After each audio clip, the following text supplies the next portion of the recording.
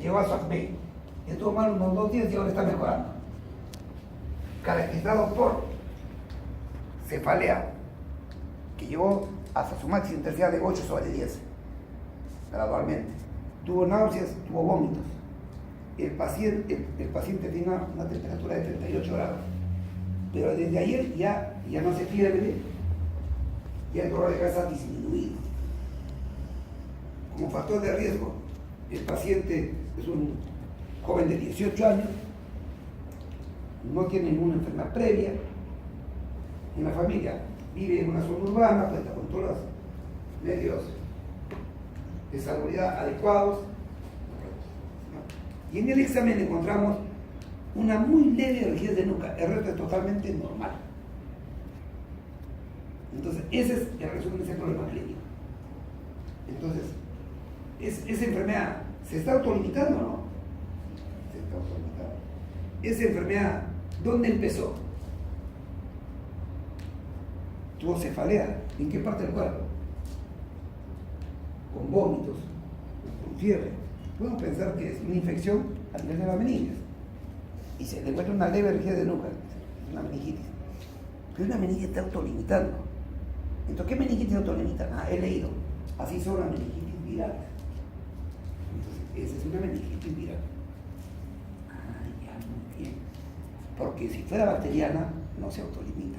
5 días ya el paciente estuviera ya estupor coma. Por eso es una bacteriana. Si fuera tuberculosa, las tuberculosas son subagudas, he leído, no es aguda, y con fiebre y que puede estar limitando, tampoco es poco probable.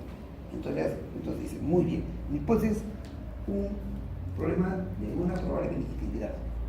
Tienen otro cuadro, por ejemplo, hacen un resumen. El paciente tiene 35 años de edad, tiene por 14 días de enfermedad de inicio gradual y curso progresivo hasta ahora, caracterizada por cefalea, cada vez mayor por vómitos, temperatura de 37,5, 37,8, el paciente, y ha comenzado últimamente a ver doble. Hay vómitos, pero no muy intensos. Y como factor de riesgo, personales no tienen ningún factor de riesgo, excepto que estos últimos 3 meses el paciente ha estado teniendo una vida un poco, asistir a muchas reuniones, muchas fiestas, ha dejado de comer un poco, pero esa es su característica personal. Y ahí es una persona que estudia en la universidad, su rendimiento es adecuado. En la familia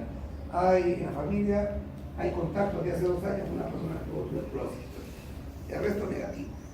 En el examen tenemos un paciente orientado, pero un poco inatento, hay que repetir la cosa varias veces, y tiene rigidez de nuca, y tiene una paresia, por ejemplo, del sexto derecho.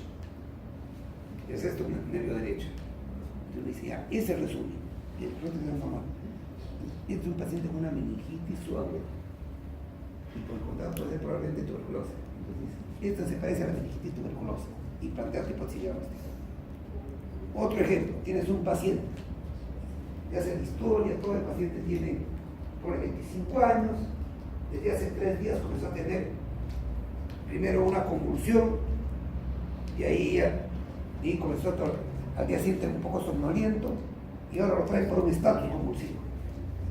Y es un paciente que por lo menos ha estado sano completamente, no tiene ningún antecedente de riesgo, en la familia de un nivel económico B, tiene cubiertas sus necesidades, no hay ningún problema. Este paciente que tiene, los signos hacia dónde orientan, hacia el encéfalo, porque este paciente comenzó a tener convulsiones de un inicio y llegó en estado convulsivo, entonces es un encéfalo. Y de repente fiebre, una encefalitis. ¿Y cuál es la causa frecuente de encefalitis? El herpes virus. Una encefalitis por herpes. Y comienzo a hacer un plan de trabajo para él. Entonces, ¿dónde se sustenta el diagnóstico? En unos buenos datos y entender el problema clínico y en los conocimientos que tenga. Los conocimientos, ¿cómo lo van a adquirir? Lectura y lectura y lectura.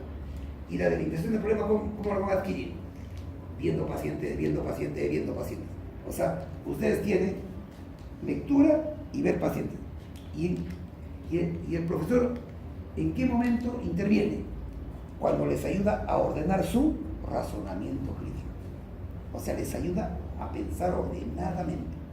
O sea, esa es la ayuda del profesor, ayudarte a pensar ordenadamente. Luego de ahí viene, para el marco, entonces, ya hemos hecho ubicación topográfica, y ya les he dado ejemplos. ¿Dónde está empezando el problema? ¿Qué ubicación topográfica tiene? Está en la leptomeninges, está en el encéfalo. Por ejemplo, en una polineuropatía, ¿dónde está la ubicación topográfica? En los nervios. En un paciente que tiene una miopatía, ¿dónde está la ubicación topográfica? En los músculos, ¿no? Entonces, esa es la ubicación topográfica. Los síndromes. ¿Qué síndromes? Entonces, en ubicación topográfica, tenemos que tener nosotros acá este problema del paciente está teniendo una ubicación topográfica en la leptomeninges o en el parénquima encefálico. Cuando es en la leptomeninges, eso se llama una meningitis. Y cuando está teniendo su ubicación fundamentalmente en el encéfalo, se llama una encefalitis.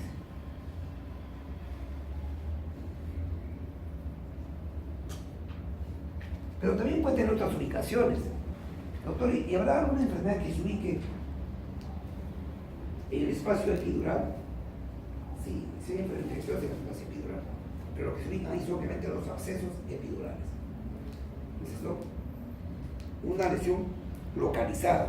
Y eso se ve, ¿en qué caso? Por ejemplo, se ve cuando hay traumatismo craneoencefálico, hay lesión del cuero cabelludo y por ahí se infecta y puede haber un absceso epidural. Que el cuadro clínico es muy diferente. El cuadro clínico y una lesión que ocupe espacio. Entonces, una lesión que ocupe espacio, ¿qué síntomas da? Síntomas focales.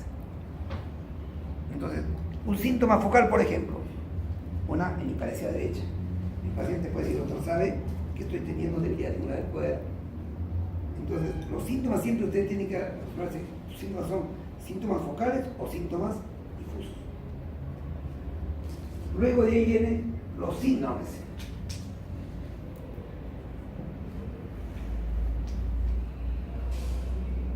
En los síndromes, ¿qué síndrome debo de conocer para hacer un adecuado diagnóstico de infección de arteriosclerosis? Debo conocer el síndrome meningio. Entre el síndrome meningio, ¿por qué se caracteriza? El paciente que tiene, ¿qué tiene el paciente? Rigidez de nuca, cefalea, vómitos, fotofobia. Ese es el síndrome meningio. Pero también yo debo saber si hay un síndrome febril. También debo conocer. ¿El síndrome febril por qué se caracteriza? Fiebre. Tiene fiebre, ¿qué más? Malestar. Malestar, muy bien. Sudoración fría. ¿Cómo? Escalofrío, sudoración. ¿Cómo dices? Taquicardia, todo eso. Y ese síndrome lo estamos haciendo después de qué. Entonces, y cuando pido un examen, debo encontrar signos de leucocitosis, alteración a nivel de las células sanguíneas. Los síndrome febril, muy bien, todo lo que usted dice, perfecto. ¿Qué otro síndrome debo conocer? De hipertensión endocraniana. ¿Cuáles son los síntomas de hipertensión endocraniana? Vómitos explosivos. Dolor de cabeza, pero un dolor de cabeza muy fuerte, ¿no? Un dolor de cabeza muy fuerte. Un dolor de cabeza muy intenso y duradero. ¿Qué otros síntomas? ¿Eh? No. Papiledema, cuando haga el examen, le voy a encontrar fondo de ojo con papiledema. ¿Qué otro dato clínico? Vómitos, esos vómitos que llamamos explosivos. ¿Qué más? Alteración del estado descartado. Alteración, el paciente comienza a tornarse somnoliento, incluso puede llegar hasta estupor y coma. Pero entonces, y alteraciones, ¿qué pasa con la presión arterial? Sube. ¿Y qué pasa con la frecuencia cardíaca? Disminuye. O sea, todos esos datos tengo que buscarlos. Entonces, cuando tengo todos esos datos, digo, también tiene síndrome de hipertensión endocraniana el paciente. ¿Qué otros síndromes debo saber en estos casos? Los síndromes focales. Entonces, ¿cuál es un síndrome focal? Un déficit cognitivo focal. Afasia, por ejemplo, hemiparesia, hemiataxia, hemianopsia, o sea, todos los signos focales. ¿Por qué son útiles? Porque eso va a permitir, si es de una meningitis, ¿qué va a significar? Que esa meningitis se está complicando. En cambio, si no es meningitis, va a ser una encefalitis. Entonces, los signos focales es importantísimo. Síndrome de Nito, síndrome febril, síndrome de dispersión no craniana. Entonces, y el síndrome focal, por ejemplo, un paciente que haga bruscamente una hemiparesia derecha. En el curso, el paciente está 4 días con dolor de cabeza progresivo, con fiebre, y ya estamos empezando tratamiento con una meningitis bacteriana altamente probable, le hemos hecho la punción y no sabe que es una meningitis bacteriana, y de repente que hace un cuadro brusco y una hemiplegia derecha. Es un síndrome focal. Entonces, esto quiere decir, eso, y he leído, estudiado, eso se llama complicaciones. Esa complicación es por una vasculitis. Está haciendo un infarto por una vasculitis. O de repente está viendo una colección intraparenquimal, está formando un absceso. Pero como es súbito, lo más probable es que sea una complicación por vasculitis. Entonces, las complicaciones. Entonces, estos son los síntomas que debo de conocer. En síndromes focales también están las crisis epilépticas, también aquí está. Luego de ahí, ya hago mi síndrome patogenia. El punto 2-3 patogenia. Este es 2-1, 2-2 y 2-3. La patogenia y la etiología. Entonces, ¿por qué mecanismos se producen las infecciones? Eso es estudiado. En los pacientes, generalmente los gérmenes, las bacterias ingresan, muchos están en la vasofaringe, invaden la mucosa, ingresan al espacio sanguíneo y de ahí circulan, y por mecanismos ya sea de invasión directa o por mecanismos de celulares donde lo fagocitan e ingresan con el macrófago, entran al espacio celular de nuevo y comienzan a reproducirse, y de ahí comienza a haber la respuesta inflamatoria. Ese es el mecanismo. ¿Y cómo entrará el BK? El BK puede ser porque de un foco primario se activa y puede llegar al espacio subaracnoideo y también producir ese cuadro. ¿Y cómo entrará el de la otitis? Por invasión directa. Y doctor, si el paciente tiene una desviación ventrículo-peritoneal, ¿cómo ingresa? También invasiones directas. Y si el paciente tiene una fractura, ¿cómo ingresa el germen? También invasión directa. O sea, es todo lo que uno tiene que leer para saber los mecanismos patogénicos. Y de etiología. Y de etiología. ¿Y cuál es la cosa? En meningitis agudas son fundamentalmente bacterianas. Su aguda tuberculosis en crónica son tuberculosis y micóticas. Y cuando es encefalitis aguda son virales. O sea, cuando acá tenemos que tener el cuadro acá, tenemos que saber los mecanismos patogénicos, las vías de ingreso, y tenemos que saber los agentes causales. Y para el agente causal, ¿qué debo de saber? Debo tener en cuenta la edad del paciente. Debo tener en cuenta su estado inmunológico. El paciente está inmunoprotegido, está normal. Debo tener en cuenta qué factores de riesgo tiene. Si tiene alteraciones en su inmunidad celular o no. El paciente es diabético, el paciente recibe corticoides, el paciente es trasplantado. O sea, una serie de cosas uno tiene que ver para tener todos esos conocimientos para sospechar qué etiología es. ¿Cuál es la causa más frecuente de etiología en adultos? Es el estreptococo y la Neisseria.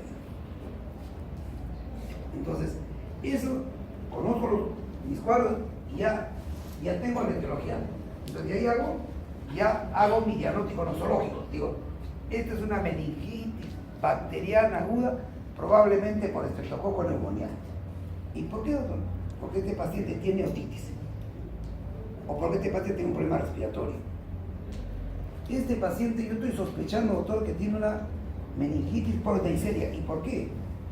Es Neisseria, ¿por qué? Porque este paciente vive en condiciones de hacinamiento, vive en cuarteles, en tal lugar. Doctor, yo estoy totalmente seguro que este es por Neisseria, porque por meningococo. ¿Y por qué? Porque en el examen clínico que le he encontrado manchas purpúricas y zonas hemorrágicas. Perfecto el diagnóstico. Entonces, todos esos datos lo van a tener ustedes en su información. O sea, por cada entidad, ¿qué cosa te va a hacer sospechar? Pero ninguno te va a hacer que ponga la mano al fuego para decir que esto de manera definitiva es estreptococo, Neisseria, ninguno. Pero te va a hacer sospechar. Voy a sospechar, por ejemplo, que sea hemófilos en un paciente postoperado de neuroquirúrgico. No, pues. Y eso tengo que sospechar que son estafilococos. O sea, cada uno tiene su metrología. Y eso está en los cuadros. Luego de eso, ya planteado, tenemos que conocer las complicaciones. ¿Por qué? Porque debemos saber cómo va a seguir esto. Hay complicaciones inmediatas, que llevan temprano, complicaciones tardías. La complicación inmediata puede ser inflamación de los vasos por vasculitis, infartos cerebrales, absceso, convulsiones, y complicaciones tardías. Puede ser deterioro cognitivo, retraso en su desarrollo si es niño, epilepsia, o sea, todas las complicaciones que hay que tener y con sus secuelas que pueden dejar, secuelas graves. Con todo esto, ¿qué he logrado hacer con mi diagnóstico? No solo le he puesto un nombre al problema clínico por el cual viene el paciente. Lo que he hecho es, en el paciente, tener una explicación completa de lo que le está sucediendo a mi paciente. O sea, yo sé en este paciente qué factores de riesgo tenía o no tenía. Segundo, cuándo empezó la enfermedad, cómo ingresó el germen, cómo llegó a su cerebro, qué pasó en su cerebro, qué está sucediendo. Todo eso lo conozco. Y a todo eso le pongo un nombre: meningitis bacteriana por Neisseria. Pero el diagnóstico no solo es ponerle un nombre. El diagnóstico es tener una explicación científica del proceso de la enfermedad. Eso quiero que lo tengan muy en claro. O sea, diagnóstico entendemos por tener una explicación científica del proceso de la enfermedad. Y para esa explicación científica tenemos que ver factores biológicos de la enfermedad y factores sociales hacia la enfermedad. Actualmente, por ejemplo, ¿ya han hecho algún curso de inmunología? Ya. En su curso de inmunología, que me interesa muchísimo, ¿dónde lo han hecho? ¿En qué hospital? Teoría. ¿Y quiénes le dictan? ¿De qué hospital se lo dictan?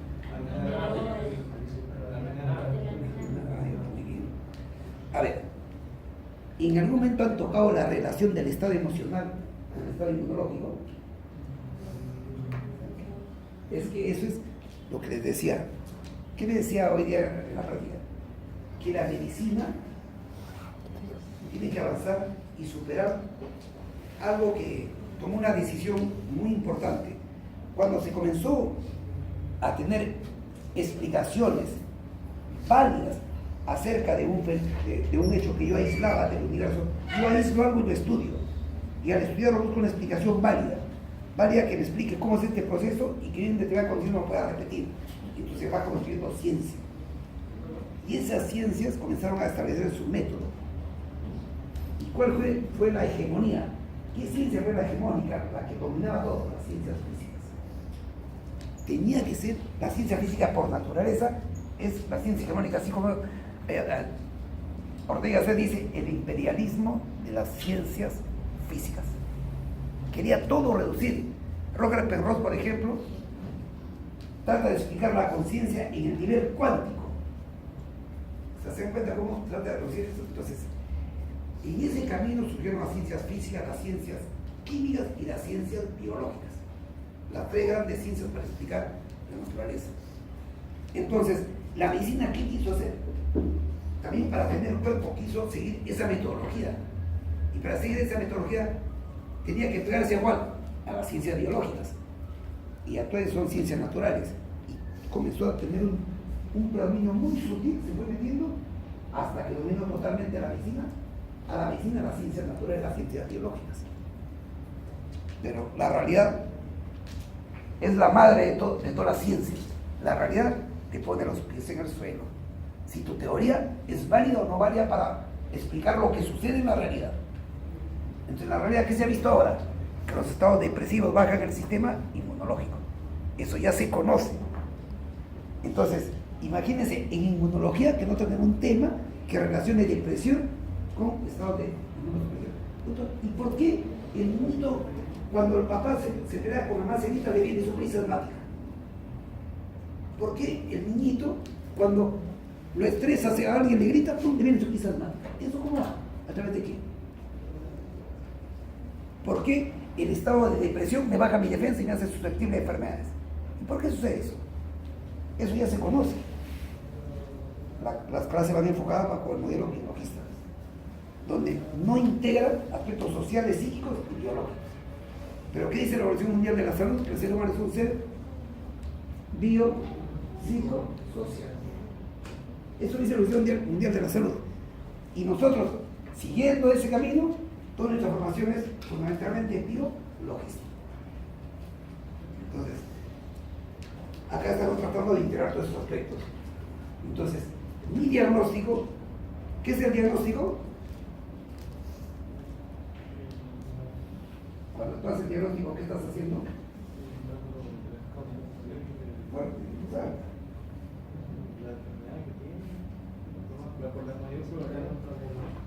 Explicarlo científicamente. Y esa científica implica aspectos biológicos, psicológicos y sociales, no solo biológicos. ¿Ya? No sé, por ejemplo, a mí, yo cuando me estreso, me sale herpes. Me sale herpes. ¿Ustedes alguna vez se han dado cuenta que cuando están muy angustiados, muy tensos, algo les sucede? ¿Y cómo pasa eso? Entonces, todo eso lo conocemos. Y la ciencia tiene que explicar eso. Y la ciencia biológica no es suficiente. Tiene que integrarse todo ello. Tiene que integrarse todo ello. Entonces, para tener esta primera parte, el diagnóstico es tener una explicación científica, viendo aspectos biológicos y sociales, del proceso de la enfermedad por el cual viene el paciente. Y a eso al final le pongo un nombre. En este caso, puedo poner, por ejemplo, el paciente meningitis tuberculosa, el paciente asociado a estado depresivo. O sea, la causa no es la depresión, pero la depresión fue un factor de riesgo para que salgan sus defensas y se active el foco primario. Y eso es frecuente. Vean ustedes amigos, familiares, personas cuando hacen la tuberculosis pulmonar. Muchos pasan por estados de angustia y depresión.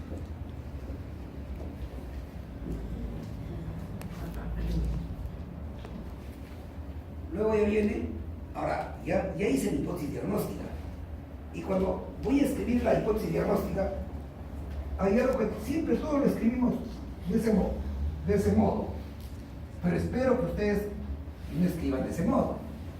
Pero para que ustedes no escriban de ese modo va a ser un poco difícil, porque ustedes ven que todos escriben de esa manera. ¿Cómo escriben en las historias clínicas cuando se ponen las hipótesis diagnósticas? Exacto. Entonces, ponemos así, ¿no?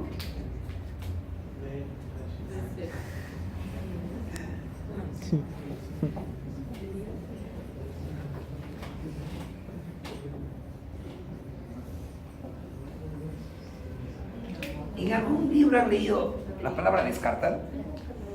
¿Y por qué lo usamos? ¿Y por qué creen que lo usamos? ¿Pero en algún libro han leído? Es el del país chicha. Acá cualquier costumbre se hace ley, ¿no? Entonces, ¿cuáles son las categorías diagnósticas? Posible, probable y definido. Esas son las categorías diagnósticas. Entonces, cuando yo estoy frente a mi paciente y tengo que la probabilidad de mi diagnóstico es la más bajita, va a ser posible. Cuando es una probabilidad un poco más alta es probable. Y cuando ya tengo la evidencia absoluta es definida o definitivo. Entonces, yo acá no debo poner descartar, puedo poner posible o probable. Va a depender de mi decisión. Si ustedes tienen un paciente que tiene meningitis bacteriana, neumocócica, y el paciente tiene otitis, ¿van a poner posible o probable? Es probable. Entonces, si el paciente tiene una meningitis subaguda y su mamá está en tratamiento para tuberculosis hace 6 meses, ¿cuál es el diagnóstico? ¿Posible o probable? Probable, casi definido, ¿no es cierto? Casi definitivo. Nada más tienen que buscar confirmar con evidencia. Eso es lo que tienen que poner. Posible, probable y en algunos casos llegamos al diagnóstico definitivo cuando se tienen los exámenes. Nosotros, por ejemplo, las meningitis tuberculosas casi nunca llegamos al diagnóstico definitivo. Ahora, en esta oportunidad hemos tenido la suerte de que el familiar pueda pagar un examen de PCR de aplicación ultra rápido y hacer positivo, ya salió positivo para becar. uno de los pocos diagnósticos definitivos que tenemos de meningitis steve, pero posible, probable y definitivo. Entonces acostúmbrense eso, ya rompan eso de descartar eso, ¿no? Eso no existe, ¿no? Imagínense ustedes que se van a hacer su posgrado afuera, a Brasil, a Argentina, donde quieran, a Estados Unidos, donde... ¿Y usted cree que van a ir allá a descartar? Entonces, acostúmbrense en que el léxico científico que ustedes usan puede ser entendido en cualquier lugar del mundo. Ustedes con médicos pueden conversar médicamente en la jerga médica con cualquier médico. Pero para eso hay que conocer nuestra jerga médica. Entonces, luego de ahí ya busco todas las evidencias paraclínicas, o sea, en base a exámenes auxiliares, lo anterior era evidencias clínicas, ahora evidencias paraclínicas que me confirmen ese diagnóstico. Entonces, estudio imágenes. Lo primero, la tomografía. La tomografía, ¿a quién le voy a pedir?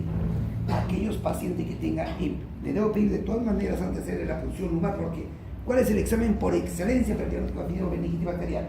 De meningitis es la punción lumbar, es el gol estándar, es citoquímica y cultivo. Eso es el examen por excelencia. Pero en algunos casos, como siempre nos dice, tus decisiones no tienen que poner en riesgo al paciente. Entonces, como es un procedimiento invasivo, o sea, poner una aguja, entonces digo, ¿en quiénes puede ser peligroso esto? ¿En un paciente que tiene hipertensión endocrina puede ser peligroso? Sí. ¿En un paciente que tiene una evidencia de un déficit focal, de una lesión localizada a un lado? Sí. Entonces, ¿qué debo saber? Este paciente que voy a hacer la punción, ¿tendrá hipertensión endocraniana? Mis datos clínicos.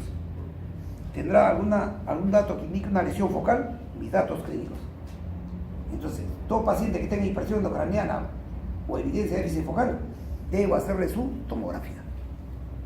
Pero en un paciente no tiene hipertensión endocraniana, tiene rigidez de nuca, tiene fiebre, está totalmente lúcido, está conversando perfectamente bien, su examen neurológico normal es cero, tiene rigidez de nuca, ¿le voy a hacer tomografía? ¿Es indispensable? No. Al paso le hago punción lumbar. Entonces, la tomografía solo se hace en los pacientes que tienen sospecha de hipertensión endocraniana y sospecha de déficit focal. En el resto, no. Y se hace la punción lumbar. El estudio líquido-cefalorraquídeo. En el estudio líquido-cefalorraquídeo, que es importantísimo, tienen que ustedes aprender a conocer lo normal. Lo normal es, desde el primer goteo, uno ve un líquido como si fuera el agua. Exactamente como el agua. En todos los libros siempre lo ponen cristal de roca, seguro por algún motivo, pero es un agua totalmente tipo cristalino. Así es. Y uno mide la presión, y la presión máxima es de 20 centímetros de agua. La presión máxima. Entonces, ¿cuál va a ser lo anormal? Cuando no sea cristalino, pues. Ya sea turbio, ya sea color amarillo, color citrino, ese es lo anormal. Entonces, si yo veo un líquido turbio, un líquido lechoso, ese es de bacteriano 100%. Pero si veo que es un líquido citrino, amarillento, no tan turbio, eso va a favor más de una meningitis steve. Pero ya previamente tenemos el dato si es agudo o subagudo. Entonces, estudio el líquido y le hago su estudio citoquímico. Cuento las células, veo cómo están las proteínas, veo cómo está la glucosa. Es recomendable sacar una glucosa en sangre, si no es concomitante o 30 minutos antes. Pero si yo le hago la PL, le hago concomitante, no hay problema. O si no, 30 minutos antes la glicemia, para comparar la glucosa que hay en el líquido con la glicemia que hay en la sangre. Entonces, con eso comparo. Y esa comparación me sale un indicador. Entonces, ese indicador me va a decir, por ejemplo, si está menos de 0.4, esa es una hipoglucorraquia. O en general, 45 miligramos para abajo, ya realmente indica hipoglucorraquia. Entonces, esos datos yo tengo que tenerlos. Y las células, tengo que contar, en el laboratorio van a contar las células. La célula como tope normal es 5. Por encima de eso es anormal. Y una bacteriana siempre uno encuentra por encima de 1000 habitualmente. Las tuberculosas realmente están en 500 por ahí. Ahí en el PowerPoint van a tener tienen un cuadro donde está características del líquido en meningitis bacteriana, en meningitis tuberculosa, en meningitis viral. O sea, la característica del líquido que es uno tiene que saberlo. Por ejemplo, Si encuentro este líquido y tiene 1200 células de predominio de polimorfos nucleares, la proteína está alta y la glucosa está baja, está en 10 miligramos y la glucosa baja, este es un líquido definitivamente de infección y esto es para bacteriano. Tengo un líquido que tiene 400 células, incluso predomina el polimorfo, su glucosa está normal, la proteína es un poco alto. ¿Es un líquido inflamatorio? Sí, es un líquido inflamatorio, tiene células aumentadas, pero su glucosa está normal, no parece haber consumo, no parece ser bacteriana, ese va a favor de ser viral. Entonces, esos detalles tienen que conocerlo. Entonces, ahí tienen un cuadro resumido, donde es como es la característica de bacteriana, de viral, de tuberculosis. Luego se pide, en el mismo líquido se pide análisis para buscar hongos, para buscar gérmenes, se hace coloración Gram, coloración Nielsen, se pide ADA, se puede pedir cultivos, y estudia sangre también para pedir cultivos, para ver etiología, y ya evalúo todo el estado fisiológico, metabólico, bioquímico. Si yo quiero saber si el paciente hace episodios en los cuales el paciente se torna como confuso y luego pasa. Dura 2 o 3 minutos. El paciente está hablando, de repente se torna confuso y pasa. Eso parece ser crisis epilépticas. Entonces le tomo un electroencefalograma, un estudio fisiológico, para corroborar. Estudio metabólico, para ver bioquímica, todo eso le hago el estudio. ¿Para qué? Para obtener datos prácticos que me confirmen mi diagnóstico y ya un diagnóstico mucho más preciso. Y luego de ello paso a un plan terapéutico. En el plan terapéutico debo saber que una función importante, yo como médico general, es que yo debo ser un experto en actividades preventivo-promocionales. O sea, ¿cuál debe ser la fortaleza del médico general? La actividad preventivo-promocional, esa debe ser su fortaleza. Eso ahora, ¿quién lo asume? Enfermería. ¿Por qué? Por dejadez de nosotros. Enfermería asume ese trabajo. ¿Quién hace control del niño sano? Enfermería. ¿Y cuál es su control del niño sano? Peso, talla, si el niño se sienta, alguna cosa sutil. Pero desarrollo de los aspectos emocionales, desarrollo del aspecto del lenguaje, desarrollo de que si el niño comprende, si el niño tiene habilidades manuales, una serie de cosas. ¿Eso quién debe hacerlo? El médico. Pero nosotros lo dejamos de lado, no le damos importancia. Control de niños sano, programa de enfermería. Entonces muchas cosas hemos ido perdiendo nuestra razón de ser por dejadez nuestra más que por otra cosa. Entonces la actividad preventiva es muy importante y el MINSA tiene un programa de vacunación, que es muy importante. Tratamiento de la enfermedad actual. ¿Cuál es el tratamiento importante para que la meningitis? Primero, mantener estable tus aspectos de funciones vitales, temperatura, presión, oxigenación, todo mantenerlo óptimo. Cuando ustedes administren líquidos endovenosos, en estos casos traten de administrar un líquido isotónico, no líquidos hipotónicos.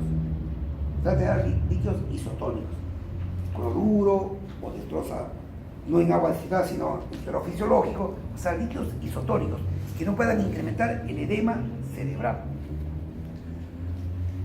Y el tratamiento antibiótico que se tiene que dar es el tratamiento antibiótico que uno escoge, un tratamiento empírico. ¿Por qué es empírico? ¿Por qué? Porque en base a estudios han demostrado que ese tratamiento es eficaz. ¿Para qué? Para determinados gérmenes. Y esos gérmenes ahora son los prevalentes en esta localidad.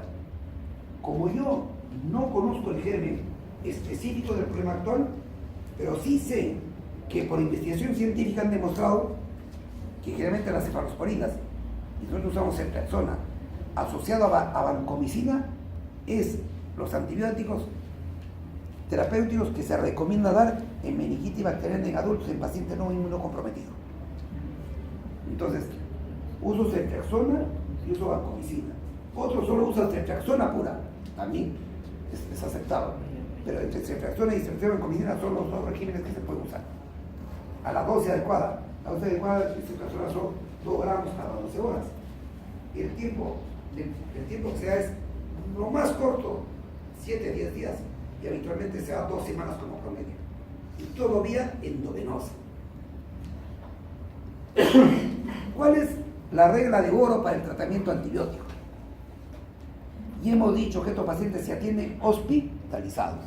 Este paciente no se atiende ambulatoriamente.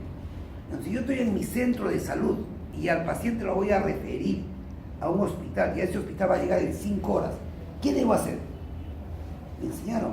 Y el tratamiento debe darse en los primeros 30 minutos de que llegue el paciente al hospital. Pero yo no le puedo hacer tomografía, yo no puedo hacer punción lumbar.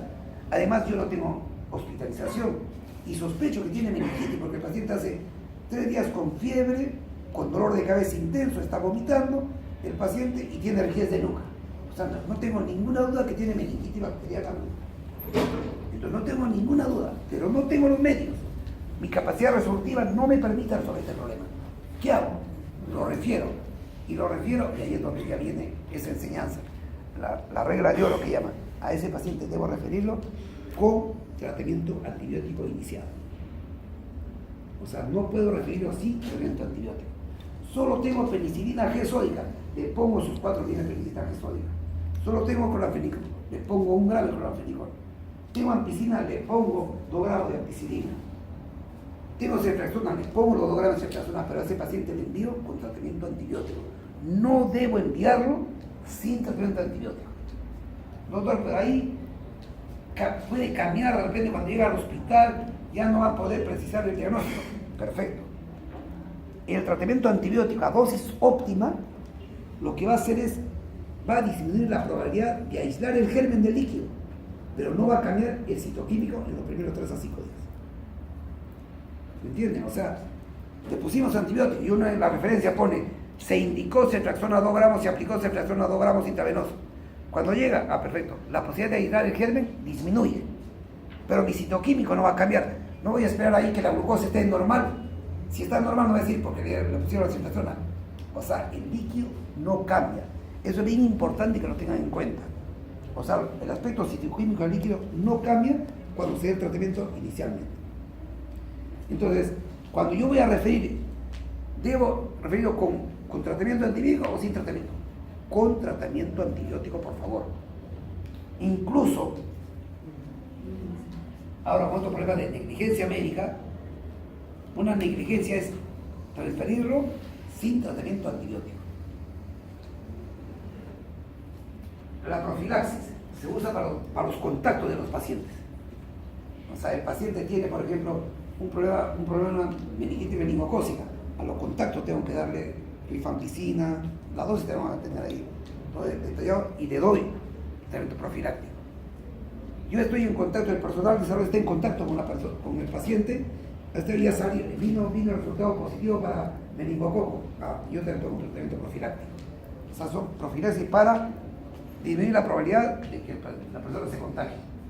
Condiciones de alta, cuando el paciente está fundamentalmente asintomático o ha remitido casi completamente sus síntomas. Evidentemente no hay fiebre, el dolor de cabeza es mínimo y está totalmente despierto y lúcido. Los déficits focales que se presentan, eso va a requerir un proceso de rehabilitación. Es imprescindible hacer un nuevo control del líquido, eso depende mucho de cómo va la evolución clínica. Ustedes tienen un líquido, por ejemplo, que hoy día le he hecho en el día 3, o sea, 3 de la enfermedad, pero es el primer día que llega al hospital. Le hago la punción lumbar, le salen 2.400 células, le sale glucosa 5 miligramos, proteína 180, la célula primera de polimorfos nucleares. Y en el extendido del GRAM ven diplococo GRAM positivos. Muy bien, entonces es el triptococo, no hay ni vuelta que dar. Le pongo su tratamiento de ceftriaxona y vancomicina y el paciente va muy bien. Al 4.º día ya no tiene dolor de cabeza, ya no tiene fiebre. Le doy tratamiento por 12 días, tomo la decisión de darle 12 días, le sigo dando su tratamiento. Ya a partir del 6.º día el paciente está feliz de la vida sin ninguna molestia. Ya hago punción lumbar. No necesito hacer punción lumbar. Es tan evidente que no le cambia. Remotamente puede poseer un riesgo de que al hacer la punción lumbar puede infectarlo. Todo eso es improbable, pero sucede. Entonces, ¿para qué les pongo si ya todo está yendo muy bien? Pero si mi paciente estaba 7 días de tratamiento, no baja la fiebre está ahí que va, que el paciente sigue con dolor de cabeza. Tengo que hacer una punción lumbar para ver qué está sucediendo, qué está cambiando, no está cambiando, etc. Y se le da de alta al paciente y todo esto va por escrito. Entonces, para resumir algunas cosas, el manejo de las infecciones del sistema nervioso central es una urgencia médica. El manejo de las infecciones del sistema nervioso central es hospitalizado. Yo cuando estoy trabajando como médico de medicina general en el lugar que me toque, un buen trabajo mío es que yo sepa detectar y sospechar el diagnóstico como posible y pueda referirlo a un lugar indicado. Es el lugar indicado que tiene que tener hospitalización, idealmente tomografía. No es necesario el neurólogo o un internista bueno que lo pueda manejar. O sea, debo referirlo ahí. Muy bien. Cuando yo lo refiero, debo referirlo con tratamiento antibiótico iniciando. Y ese paciente debe ir a ese lugar. Si eso logro hacerlo, muy bien. Y su trabajo es excelente y brillante. Porque han hecho lo correcto. Y el paso siguiente le corresponde al nivel indicado. Lo que han hecho es lo correcto. Ahora, muy bien. ¿Qué otra actividad es inherente a mi trabajo como médico general? Las actividades que tienen que ser preventivas. O sea, debe estar pendiente de los programas de vacunación de los niños. Sobre mi conocimiento que tengo que tener de esta clase, porque es necesario que lo tengan. Tienen que tener conocimientos esenciales. ¿Cómo sospecho un síndrome meningio agudo? Entonces decimos, síndrome meningio agudo es una enfermedad de menos de 7 días de evolución de inicio gradual y curso progresivo, caracterizado por cefalea, vómitos, fiebre en el paciente. En el examen encuentra signos de irritación meningia fundamentalmente y puede haber compromiso de la conciencia. En estos pacientes debe buscar factores de riesgo para esa enfermedad. ¿Y cuáles son los factores de riesgo fundamentales? Infecciones ópticas, infecciones respiratorias y lesiones de piel. Y debo saber si el paciente tiene algún factor de riesgo. Con ello, sospecho meningitis. Digo, esto es una posible. Y para el diagnóstico, sé que la punción lumbar es lo más importante. Pero para algunos pacientes que tienen impresión de neurotípica focal, es conveniente tener una tomografía previamente. Hecha la punción lumbar, en el estudio citoquímico, yo debo diferenciar cuándo es bacteriano, cuándo es viral y cuándo es por tuberculosis. La tuberculosis voy a sospechar cuando es subagudo. La viral voy a sospechar cuando se autolimita. En cambio, la bacteriana cada vez va empeorándose. Y el tratamiento es fundamentalmente los antibióticos ceftriaxona y vancomicina o bien ceftriaxona sola.